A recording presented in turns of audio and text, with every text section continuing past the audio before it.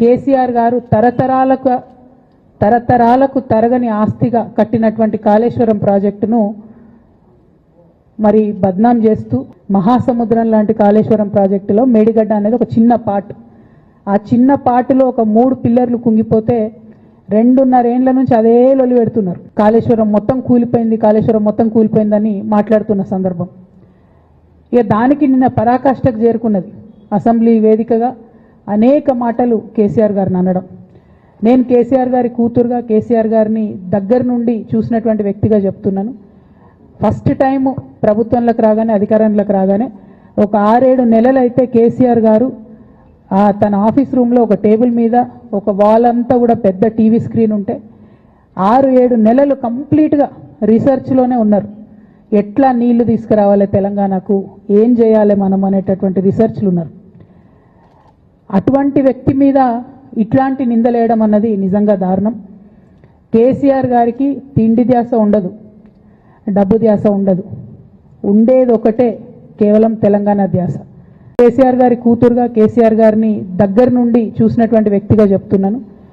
First time ప్రభుత్వంలోకి రాగానే, అధికారంలోకి రాగానే ఒక 6-7 నెలలు అయితే కేసీఆర్ గారు తన ఆఫీస్ రూమ్లో ఒక టేబుల్ మీద ఒక వాల్ అంతా కూడా పెద్ద టీవీ స్క్రీన్ ఉంటే 6-7 నెలలు కంప్లీట్గా రీసెర్చ్లోనే ఉన్నారు. ఎట్లా నీళ్లు తీసుకురావాలి తెలంగాణకు, ఏం చేయాలి మనం అనేటటువంటి రీసెర్చ్లు ఉన్నారు. అటువంటి వ్యక్తి మీద ఇట్లాంటి నిందలేయడం అన్నది నిజంగా దారుణం. కేసీఆర్ గారికి తిండి ధ్యాస ఉండదు, డబ్బు ధ్యాస ఉండదు. ఉండేది ఒకటే, కేవలం తెలంగాణ ధ్యాస. నేను దాదాపుగా 2006 నుండి యాక్టివ్గా పాలిటిక్స్లో నేను కూడా పాల్గొంటూ వస్తున్నాను. తెలంగాణ ఉద్యమంలో పాల్గొన్నాను. అప్పటి నుంచి ఇప్పటి వరకు కూడా నేను చూస్తున్నా, ఎప్పుడు కూడా కేసీఆర్ గారు తెలంగాణ విషయం తప్పితే, ప్రజల విషయం తప్పితే పర్సనల్ విషయాలు మాట్లాడే టైము 0.1% కూడా ఉండదు.